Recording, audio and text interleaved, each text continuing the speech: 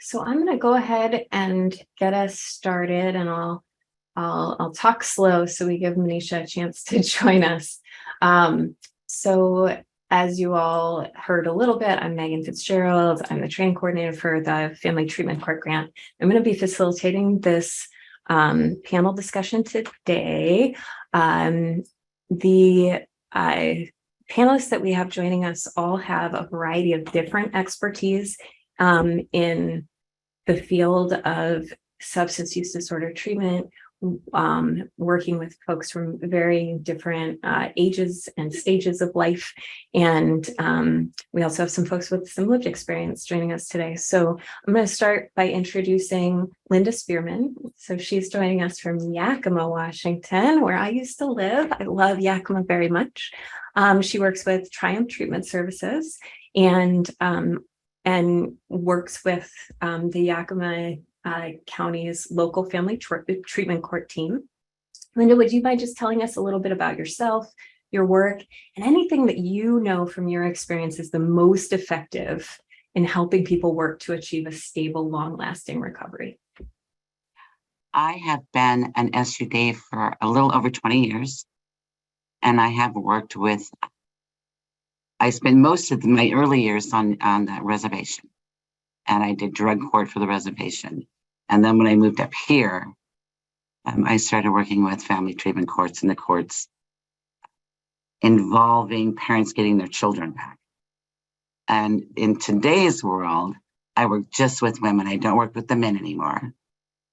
And I assist them in their parenting, getting their children back, going back to school. And I teach the medicine wheel. I teach my culturally based because I'm Native and I am from a Seneca tribe, the Wolf tribe.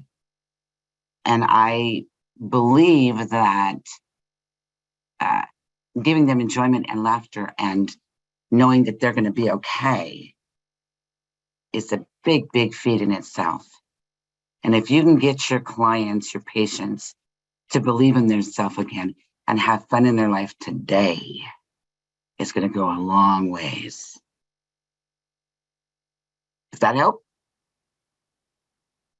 I love that. That's beautiful. Okay. And we will hear a little bit more about the medicine wheel in Jeff Yellowell's talk just after this. So get ready to hear more. Thanks for bringing that up, Linda. So next, I'm going to introduce Cassie Anderson. Cassie is the director of the Healing Lodge of the Seven Nations, which is an amazing youth residential treatment program in Spokane Valley. Cassie, will you, because most people probably aren't familiar, especially if you're on the west side, with the Healing Lodge of the Seven, let us know a little bit about that kind of awesome place, and then also more about yourself, and the same question as Linda. Great. Thank you. Thank you so much for having me too. So my name is Cassie Anderson. I am a citizen of the Chippewa Cree tribe from Rocky Boy, Montana, and I have been serving as the Program and Support Services Director at the Healing Lodge for the last almost 5.5 years.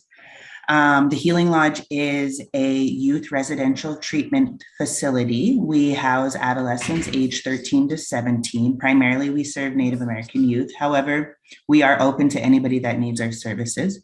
They come and stay with us anywhere from 90 to 120 days, and that's just dependent on their treatment needs. We are a voluntary facility, which just means that we're not a lockdown facility. We use a 3.5 ASAM criteria, and most of the adolescents that come and utilize the services at the Healing Lodge are court ordered to be here from tribal court, from state courts. Some self-refer, but primarily they're coming in because they are also involved in the criminal justice areas too. And then let's see what else. We use CBT and DBT models in our substance use disorder groups, but we also have a school on campus. And so our adolescents go to school every single day. In 2017, we switched models to alternative learning because one of the barriers to treatment is adolescents falling further behind in school. And so we want to remove those barriers. And so we are able to offer alternative learning, which means they are earning credits for every service that they engage in, high school credits for every service they engage in. At the same time, we also became a GED testing site. So if they're so far behind in credits that they're not going to be able to graduate on time or close to on time, we have 2 different tracks that they can go down while they're here, because again, really it is about removing barriers to helping them be successful when they leave our program. We have a culture program. We utilize a 12-week culture curriculum. It is based on the medicine wheel, the 4 directions, and as well as animal teaching. So that curriculum was created specifically for the Plateau tribe, so Eastern Washington, Oregon, Idaho, in that area, in that region, but it's very, very general. So we are able to incorporate it into any kind of tribal affiliation or non. They set goals. And so we just try to help them reach those goals when they're with us. And then we have an expressive arts program. So we help them heal through the arts, and they learn how to tell their story, write it down. And then if they want, we have a recording studio on campus. They turn their story into song, and then they can record it. Most of them are rappers, but every once in a while we get some country music people. So we do any genre of music that they want. And they get to take that with them home. We also teach them how to produce their own music, create beats, because again, it's about removing barriers, helping them be successful when they leave our facility. It's about what is that one thing that helped them while they're going through this program to not use, right? While they're sitting here, we know specifically with adolescents, boredom usually is a trigger and a cause for relapse. So if we can give them activities to do that they may not have done in their past, and if it's producing music, because anybody can produce music now. If you got a smartphone or a computer or access to any of those things, we can teach them how to do that. We also have physical activity on campus. So they go to structured physical activities 7 days a week. We have a PE specialist, and then we also have like this crazy, like amazing ninja, I call it our ninja warrior course. And so we contract with a person here in Spokane who competes in the American Ninja Warrior things, competitions. That's amazing. And so she comes out twice a week during like the good seasons and does classes with them. And both their males and our females just love it because it's so challenging. Nobody here knows how to do it. So we have to have somebody come in to show them.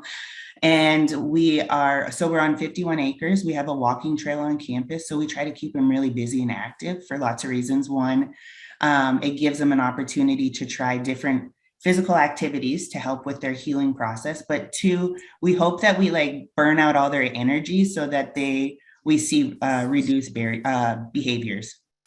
We also utilize positive behavioral interventions and supports on campus, which is, it's a school-based system, it's evidence-based, but it really is focusing on the positive behaviors and less on the behaviors that may not be socially acceptable. Those behaviors, when we see them, we teach to them. So we no longer have rules, we have expectations, we have matrices all over our campus to just say like, this is what we expect of you, but here's what you can expect of us too. And it really just aligns well with the mission of the organization and healing mind, body, spirit, and doing so respectfully.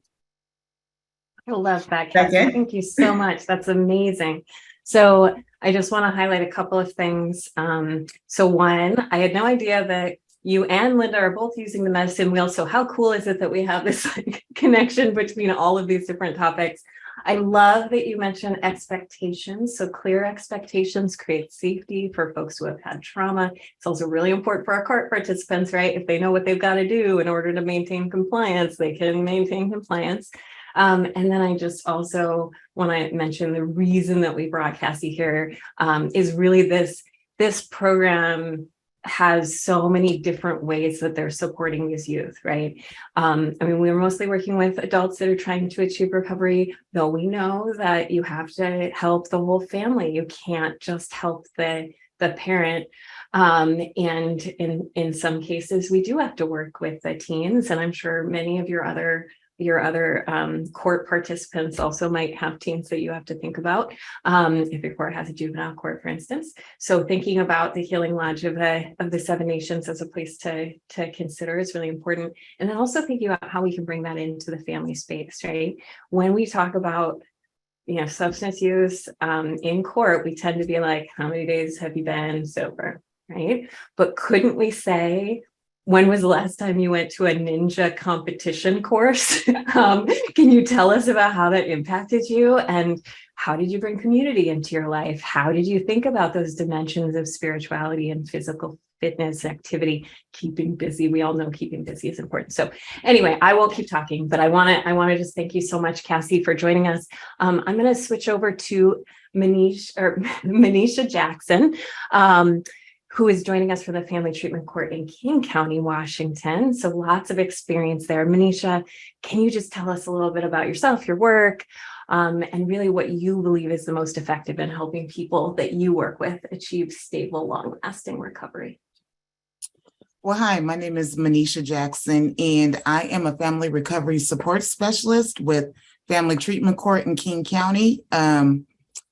I'm also a graduate of Family Treatment Court. I graduated Family Treatment Court in 2015. And a little bit about myself. My daughter was removed from my custody when she was born.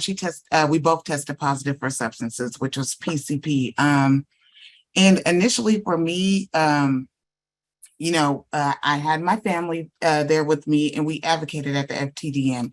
And I think because I had family support and advocated for myself, my daughter was not removed. I was asked to do voluntary services. And with the voluntary services, 2 weeks into the voluntary services, I got a positive UA, and the department opened a dependency case.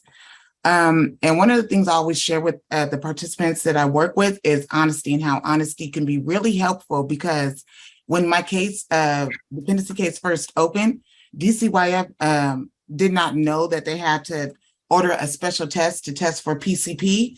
And so I was letting my social worker know that my UA was going to be positive, but all of my UAs were coming back negative. And so because I was letting them know, if I wouldn't have let them, if I wouldn't have been honest, then I most likely wouldn't have gotten a CPS case. But if I would not have gotten a CPS case, I wouldn't be where I'm at today. All of the support and structure that Family Treatment Court gave me, it helped me get to where I am today. And today, on September 14th of this year, I had 9 years in recovery. And some of the work that I do, I support parents in their dependency case and Family Treatment Court. I help connect them with community resources. I help provide emotional support. Like for me, I tell parents, I don't care what time of the night it is. If it's 1 o'clock in the morning, call me. If you need somebody to vent to or talk to, call me. Don't text me at that time, because I'm not going to hear the text, but call me. I will answer that phone if I hear it, because, somebody answered the phone for me at those early hours in the morning. And so, I take parents to sober support meetings. I introduce them to different sober support meetings, whether it's the regular traditional AA or NA meetings or Celebrate Recovery. I'm willing to go to, to all of those kind of meetings with you if that is going to help support you in your recovery. One of the things that I really feel like that is effective in helping people work and achieve stable long-term recovery is building a supportive relationship with them, because people have to know that you care before they care about what you know. And so for me, like when I was working, like if I had to work with a provider and I get the sense that they just want me to do this, do that, do this, but it's not, supportive, it's not empathetic, and it's just here, do this and be on your way. Like, I felt really down, I didn't feel supportive. And so those kind of things would often create a barrier for me to move forward. But when I felt supportive, no matter what I was going through, I felt like I had more motivation to move forward. So I think that is very important, just to, to build a relationship of support with the participants is going to be very helpful in the long run. And that's what I do. I try to get to know them. I'm like, hey, you want to go out to have some coffee, or do you want to go to a sober support meeting? Just getting to know them and, their background, and, letting them know that, we have something in common, and although our stories may be different, we still have something in common. So that's all I would like to share. Thank you. I love that, Manisha. That's so, when we're talking about stigma, that idea of helping someone feel like they belong, that no matter what they've been through, we still think of them as a human, as a person who's not that dissimilar to us in many ways, far more ways than they're dissimilar, and meeting them where they're at. I also just want to really sort of uplift to the group how important someone like Manisha is to a team, having someone who has that role in that time to go to a sober support meeting. Do we all have that ability? And is there a role to, right? When you're a judge, for instance, that's probably not the right place for you to support someone. But hiring someone who has lived experience, who has this expertise and way of talking empathetically and working with and understanding the people that, we're trying to serve and help improve outcomes, that's huge. It's a big deal. So, we see it all the time in our work, how much that voice matters. So not just the voice, but your specific voice. We love that you go and meet up with people and you just get to know them. That's amazing. All right, so one more introduction for us. So finally, we have Mishka Terplan. Thank you for joining us. So Mishka has a wide variety of expertise in obstetrics, addiction medicine, works with pregnant and parenting people who have substance use disorders. Mishka, tell us a little bit about yourself. What about, your work that you want to share, and what you think leads to long-lasting recovery? Yeah, well, thank you. And thank you for inviting me to this important conversation. So yeah, I'm trained as a physician. I am a physician, trained as an obstetrician gynecologist, and also sort of boarded in practice much more in the addiction medicine space. So my interests have really been historically on those intersections of reproductive and behavioral health, which meant a lot of caring for pregnant, people with substance use disorder. And I would say my entrance into the court space, into the child welfare space, into the family treatment court space was really kind of twofold, but initially really just following my patients, right, who got reported that I, remained involved with. I would write letters. I then started to go to court and, and testify and, state their, from the medical side of things, how they were doing and things like that. And then the other way I've been involved has really been more through legal advocacy. So getting pulled into cases to, from sort of expert opinion kinds of perspectives.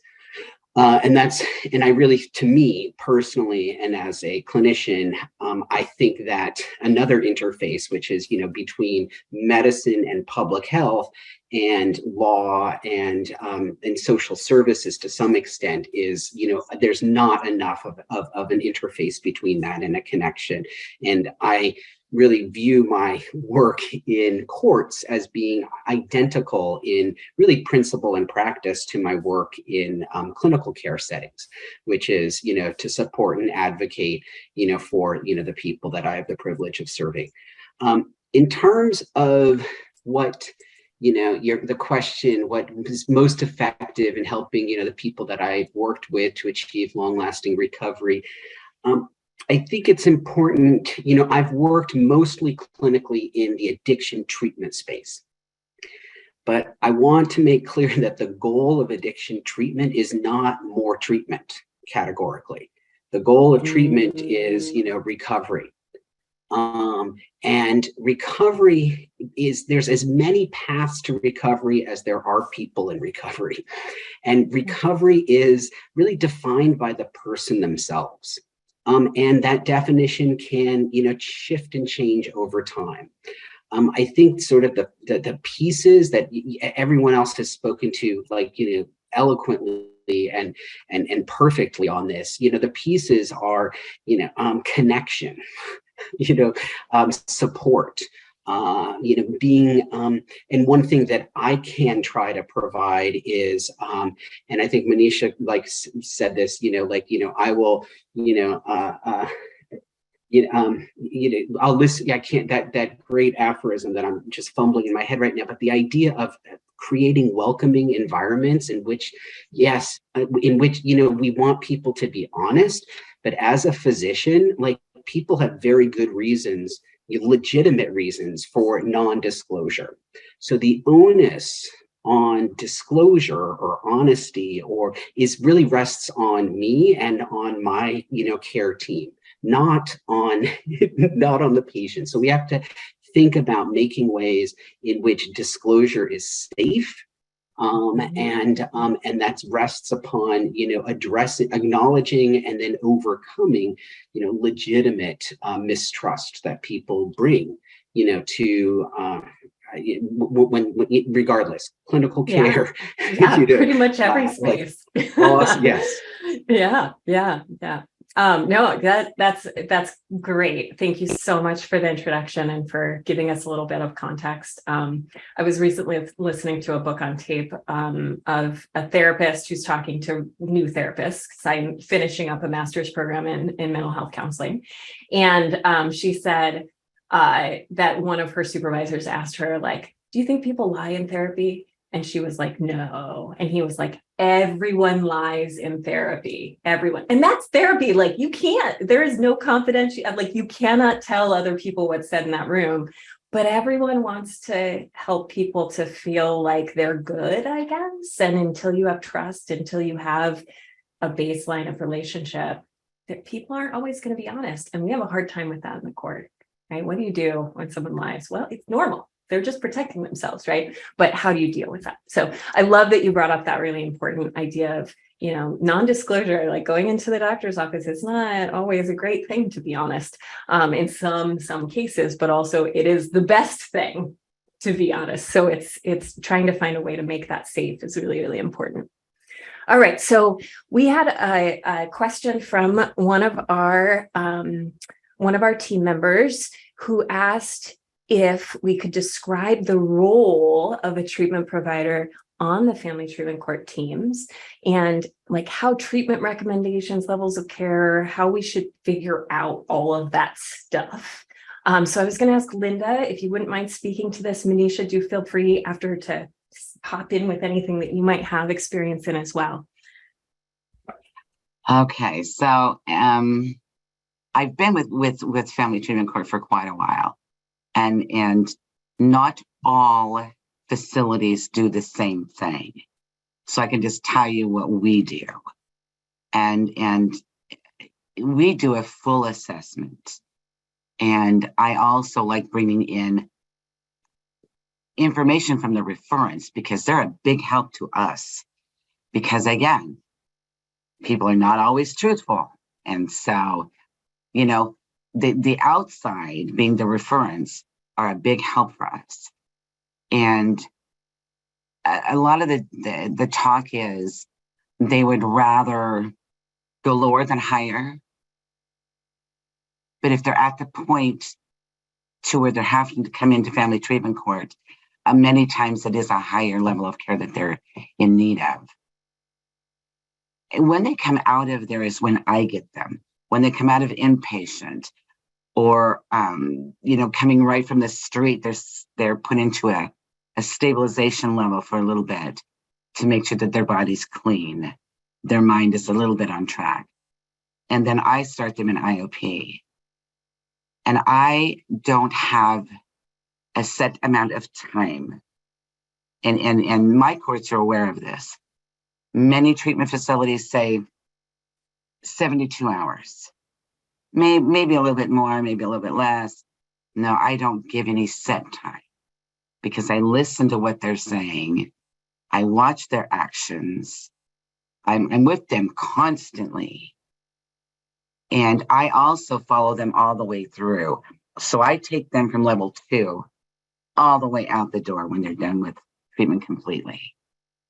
And in that whole course, we're working through the book, and they do many, many board works every day.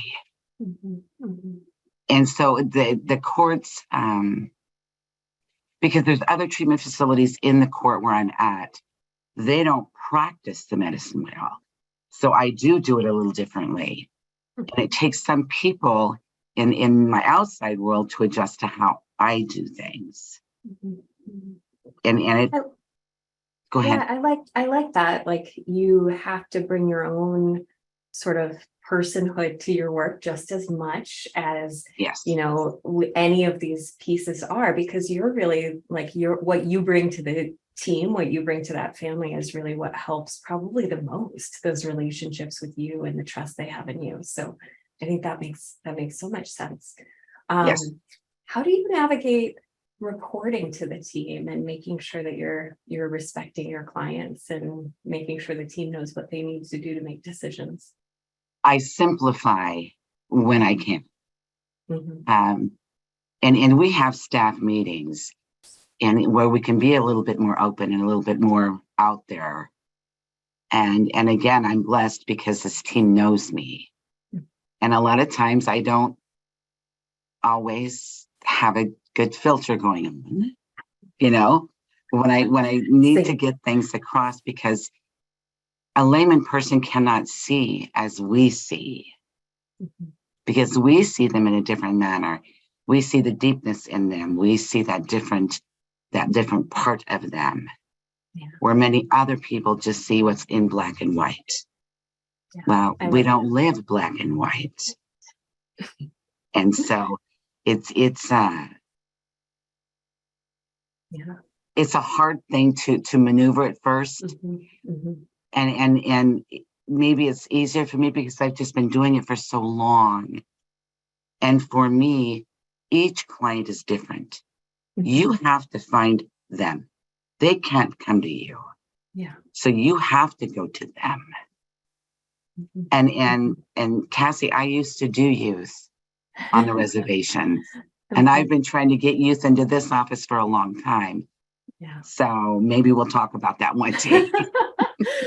Make those connections for sure. Yes. Well, Linda, that's so amazing. And I really, I guess what I'm hearing from you is that your team trusts your expertise, and they need to, really, right? That you've brought yourself to the team. They know that you've been doing this a long time, and they hear you.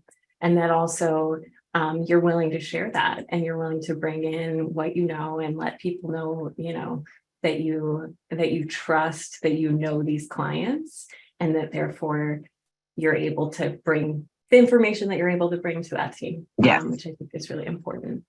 And you cannot, and I do not, and I don't suggest it ever, put too personal in your reports. You can't do that. There might be a time when it's necessary, but you have to be very, very careful, because they do have trust in you. And they have secrets that they share. They do. Yeah. So just being really careful about what you share. Is it important, and why are we sharing? What's the reasoning? Is it to solve a problem? Yes. I love that. Okay, Manisha, do you have anything you want to add to that?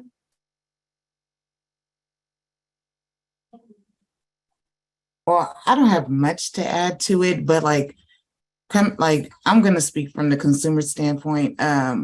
Our consumer point of view, when my treatment provider was involved in my family treatment court team, she came to my team meetings, wraparound meetings, and different meetings. That just helped me build a relationship of trust with her, because going in, I already had the mindset of these people. When I first started, these people don't want to help me. They just want to keep my baby, or the state just wanted to make money off of me. So, right. So having my treatment provider on the team and seeing how she advocated for my best interest, she ended up becoming another person of support for me. But like I said, like it took just, she didn't have to be there, but for her volunteering her time to be there, like that was very instrumental for me. In she became another person of support for me while I was going through family treatment court. And so when I knew, like when she made any recommendations, I knew that she was making those recommendations in my best interest. That's all I want to add. Thank you. That's great. And it's funny too, because I don't know if it was intentional or not, but you brought up something I was hoping someone would bring up, that idea of our participants come in with stigma towards us, right? Oh, you're just trying to take my baby away. Oh, it's that CPS. And we know, like you all know people who do that work, and that is not, social workers do not go into that work because they want to take your children. Sometimes we have to do that, right? It's the worst part of this work, and we're trying to figure out ways to make that not happen anymore. However, we are where we are, right? So that idea that we come in with these preconceived notions that aren't necessarily fair, and that, we have that for each other, we have that towards the people we work with, we have that towards, from the people we work with towards us. And so there is this barrier that we just have to be conscious of and consider as we move forward. All right, I would like to. Can I comment too on the peer support? Mm-hmm. We do have peer support also, and I rely on them tremendously. Because when I can't make it to that FTDM, I can't make it into the courtroom. As much as I'm there a lot. However, there's days I cannot. Mm-hmm. And my peer support that works with us is an asset beyond belief. So if there's facilities out there that do not have peer support yet, my suggestion is absolutely 100%. Yeah. Yes. Yeah, we are 100% behind that. Yes. So I'm going to move to a question I know lots of people are aching to hear you talk about, and it is a little bit controversial. So just know, we want to hear from you and hear your honest thoughts and opinions on how this works. So I'd like to hear about, first of all, what harm reduction means to you, because it seems like that idea of harm reduction sort of has different, definitions depending on what court you're talking to, what instance. Most people think of harm reduction and their first thought is like syringe programs, which is not necessarily really what it's about.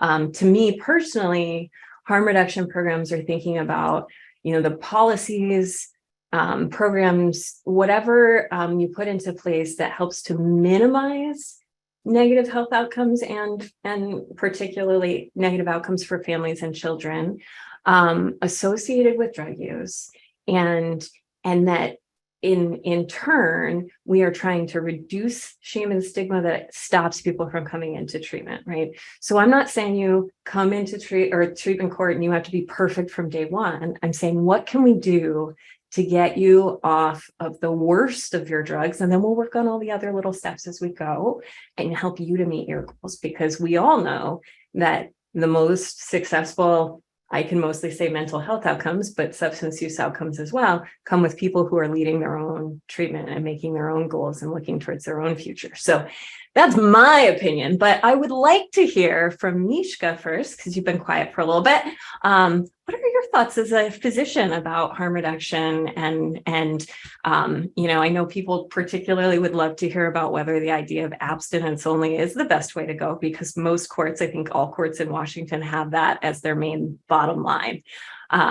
So how might that affect someone who is coming into a treatment program? Well, I would share like some of that about how you said what harm reduction means to you. I think it's oftentimes, said like meeting people where they're at, but it's also more than that. It's helping them, get to where they want to go as well. So it's not just the meeting. That meeting's critical. Contained in sort of the principles of harm reduction is, principles of personhood, treating everyone with dignity and respect, recognizing that, people who use drugs are people, people first, actually. Somewhere too, it's recognizing that in our society, most people use drugs, to which, only some people develop an addiction. That's not meant to sort of normalize drug use, but that's meant to sort of contextualize it and sort of highlight, the commonalities, which can be helpful in, in supporting sort of empathy or compassion or the things that are actually quite critical. And there is a policy piece to it as well. And by policy, not just legislative, but, hospital policies, clinic policies, drug treatment program policies, where you can interrogate those from this perspective of sort of, person-centered care. But it's person-centered, but it's also like evidence-based or evidence-informed, care that is, depriving people of their dignity does not achieve good outcomes from a population or clinical level health, much less like sort of a humanistic one. In terms of drug treatment, the principles are person-centered care that's evidence-informed. And what in the goals of treatment really are, what people themselves, their goals for themselves, longer term goals, shorter term goals, and things like that. The role of, abstinence is something that is, for some people, abstinence is a goal, abstinence is achieved, and that's excellent for that. For other people, that's actually not the goal, or not the goal at this moment.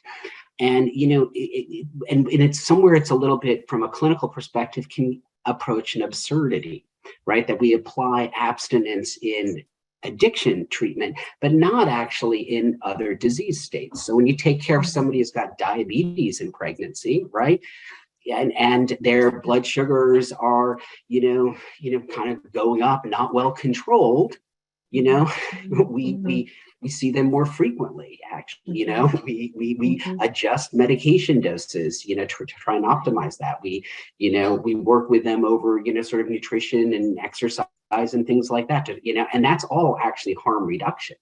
And because we know that, people are different. Some people happen to have, diabetes for all sorts, and we want to, maximize their health during pregnancy to improve the birth outcome. That might not mean, quote unquote, sort of perfect blood sugars or abstinence, from sugar or something like that in their diet. It just means something better.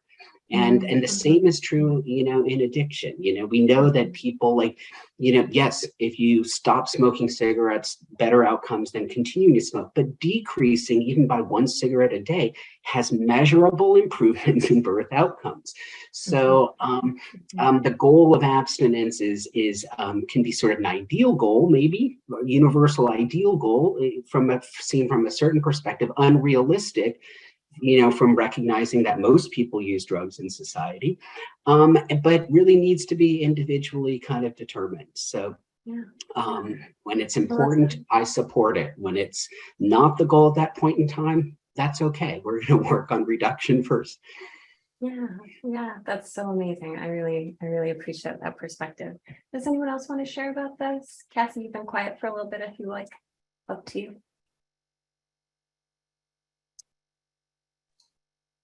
Yeah, I think the only thing that I would add in from an adolescent perspective is we don't speak to abstinence. We speak to what are your goals? I mean, and how can we help you be successful in obtaining those goals? Because everybody's goal is different.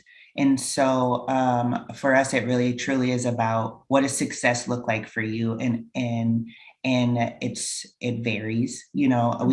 We have adolescents who come in who their drug of choice is methamphetamines. And they're like, when I leave here, I'm not going to stop smoking marijuana. It's like, well, we wish you would, because of how that, is unhealthy. However, the goal, that's their goal. And we can't force them to have a different goal. So our number one priority is to help them find success and in that harm reduction.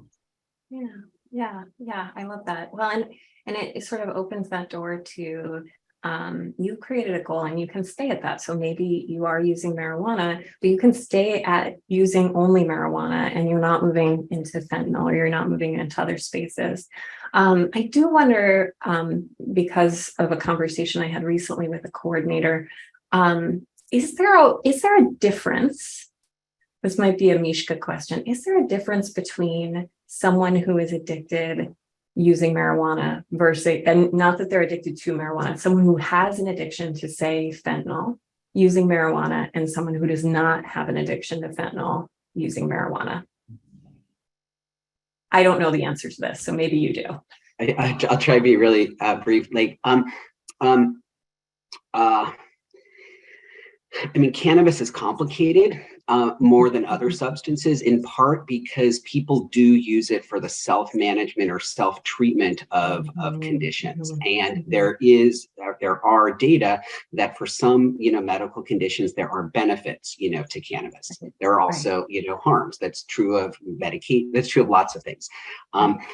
So I think so that needs to be sort of kind of separated. Generally speaking, like one of the vulnerabilities to developing an addiction to a substance is having had an addiction to a different substance.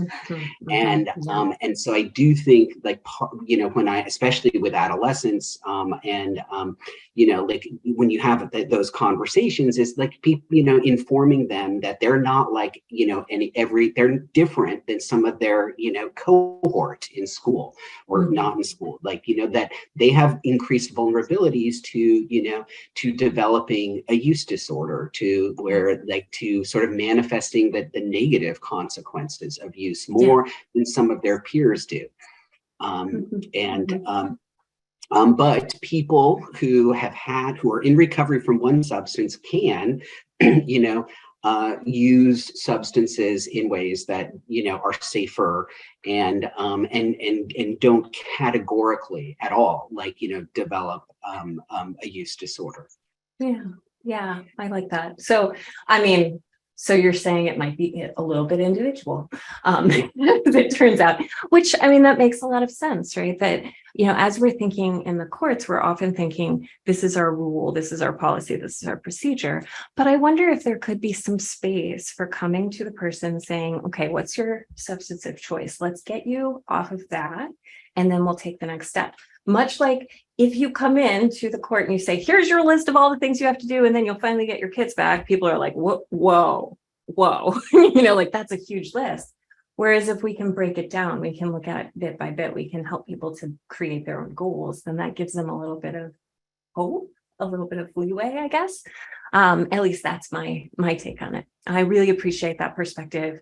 So another thing that people really want to hear about, and let's head back towards Linda or Manisha, and you can speak to the other question too if you want. I just want to make sure we get this in because, of course, the time's going by fast. And this is just sort of speaking about the language used around addiction. So I tend to use substance use disorder because that's what the DSM, it's sort of diagnostic tool says. It's also what the grant says. It's the same reason I use family treatment court instead of recovery court or lift court or all of the other court names, though I think those are amazing names. But yeah, there's this substance misuse seems like it's not really thinking about this disorder part. It's not really thinking about the sort of brain changes and health changes. Substance use disorder seems stigmatized. It seems like there just isn't a rule. And then you have the idea of clean and dirty, the idea of like, where do we go? How do we figure this out? Like, what's the best way to deal with language? Linda's like, I don't say, I say a person's in recovery. And then I say a person gave a positive UA. I don't know if they're clean or dirty, So this is the language to use. That's how I would want them to use it with me. And as far as the harm reduction, Megan, with the courts, I know. It would be too much. It is. It wouldn't work in the courts. I know. Yeah. So Dream world, right? Yeah, Couldn't we would have a not court work that in just courts. works with individuals? Couldn't we? No, I No. get that. I get that. Can you I do. imagine our commissioners? No. Oh, they would hate me. They already probably are having I trouble. won't tell them anything. Okay, 100 people that are on this meeting. It wasn't me. I didn't say it. Sorry. We're dreaming. We're dreaming. That's okay. We're thinking idealistically. Yeah. Yeah. No, I appreciate that, Linda. Manisha, how about you? How does it feel? And particularly being a part of the community of people in recovery. I'm not policing anybody's language. If they got sober and they want to say they're clean, I'm in it, but I'm not going to say that about them, right? So that's sort of my policy. What do you think? What's your take on language use? I kind of like had a challenge. I think I kind of had a challenge with that at first, just from being, because, I'm in recovery and then I'm also a peer partner. And I noticed for me, like, most of the people that I work with, like, most of the participants are just even like in the rooms of, different recovery programs, like a lot of people they're not too big on language. Like, people are still saying dirty and clean and all of the other words that have been changed. And but I had to learn how to understand why that was important for the professionals not to use that language, because it can be stigmatizing and impact the way that you work with somebody. And so like I'm mindful in my role as a peer, I listen for, the language that the participant is using. I know most professionals can't do this, but like for me, because I want to let them know, like, we're on the, I'm higher than you. We are on the same, level. I'm in recovery. Yes, I work with family treatment court, but I'm just a person in recovery, And so I try to use the same language that the participant that I'm working with is using. And that also makes them feel comfortable and respected at the same time. Yeah, I love that. And it again speaks to peer recovery specialists as being like, that code switching, being able to use the language of the professionals and the language of the people who are coming into this space. And I had a mentor who was a police officer and then turned therapist.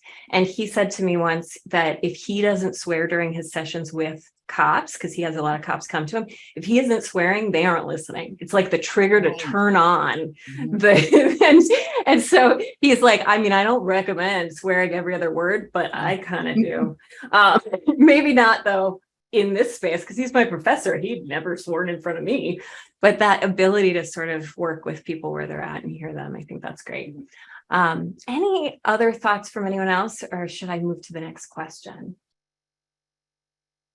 I would just quickly add, I know Manisha talked about this earlier with regard to like having her phone on. So like, call me, because it really is about being there for somebody and it's not about what you know.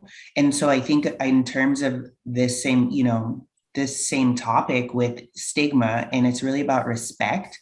So being able to respect the person and how stigmatizing it is to go into any place and say clean or dirty. I'm a former social worker, and that's how we would speak when we would get the UA results back, right? Oh, we got another dirty UA. Being in this field now, it really is just about, okay, what are we going to do? How are we going to move forward with this? How can I help you? What support do you need from us moving forward? Right. Yeah. And so really being able to meet them and respect them and what they're going through, because it already is so much just to admit to the place and the space that they're in. So I think, the number one primary focus for any work that we do here is just being able to be respectful to that person and making them feel respected and feel like a valued human being. The only thing I would add is that like this entails a certain degree of humility, on the part of professionals, and a recognition that you're going to, hopefully only unintentionally, say things, that are perceived of and actually probably are sort of stigmatizing and discriminatory. And I know people, when it comes to language, can feel like they're sort of walking on eggshells. They're afraid of sort of saying the wrong thing. And I think owning that discomfort and turning and speaking to that, with a patient or a client, and even backing it up and being like, these are the words I use and why, and is that okay? Or is there another way that I could say that, or what are the words that you use to describe? I think you can take that discomfort and actually turn it into sort of a therapeutic enhancement. Yeah. I had a conversation with someone who was talking about pronouns and why they preferred to, introduce themselves and use pronouns. And the word that they used was, we should have grace. Right. I love that word. It's not a word that we hear that much, I feel like, but that idea of grace. So what do you want for us to say? How can we have grace when we make mistakes for ourselves, and also for others when they make mistakes, or when we're judging them to say they make mistakes? So we've got just a few more minutes left, and I want to make sure that you all have one more chance to talk. This went by way too fast, of course. So will you each share some parting words on how stigma impacts families who are impacted by substance use disorders, and how can we help them to overcome those barriers? I am going to keep you at 1 minute just for the sake of making sure that everyone gets to talk. So why don't we start with Linda, and then we'll move on to the next. I just want them to think of them being in recovery. And a lot of times when they walk out the door, they're saying, I'm clean for this many days, or I'm this for this many days. And I want them to understand that from the day one, they're starting their recovery. So that's what I teach my ladies, is you can respond by saying, I'm in recovery. Yeah. And that's all you have to say. Yeah. You don't have to say anything more. I love that. Yeah, I love that. Manisha. I think I would say, like, maybe like when you're interacting with a client, just start, even though you know their background and everything, like starting off with a clean slate, because I do feel like stigma and biases impact and affect the way you interact and work with the participant. So like letting your just working with them from a non-judgmental stance, I think would be really from the start, from the gate. And a lot of times participants can tell when you have some biases or stigmas against or biases against them. So they can tell by the tone of your voice. We can tell by how you interact with me, how you respond to me. So that's what I would say. If you just kind of like check yourself, if you feel like, if you notice you have some biases, because we're all human, we're stigma, work on that. So that's all I have to add. Absolutely. No, I can't agree. You've got these short, but like, absolutely. I'm like cheering you on as you say it, because that's exactly right. They can see it when you think something negatively. They can see it when you think something negatively of the person on your team that you disagree with. Right?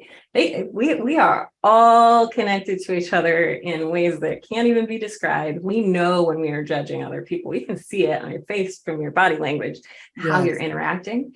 And that has an impact. And there's research that shows that teams that aren't getting along don't have as successful outcomes.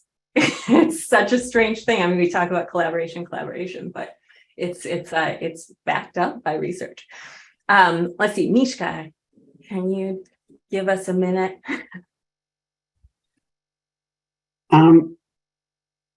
I think this is a big topic and everything, but I think just to repeat one thing I said, I think that, the onus of responsibility to overcome mistrust rests upon us, not on the person that we're serving.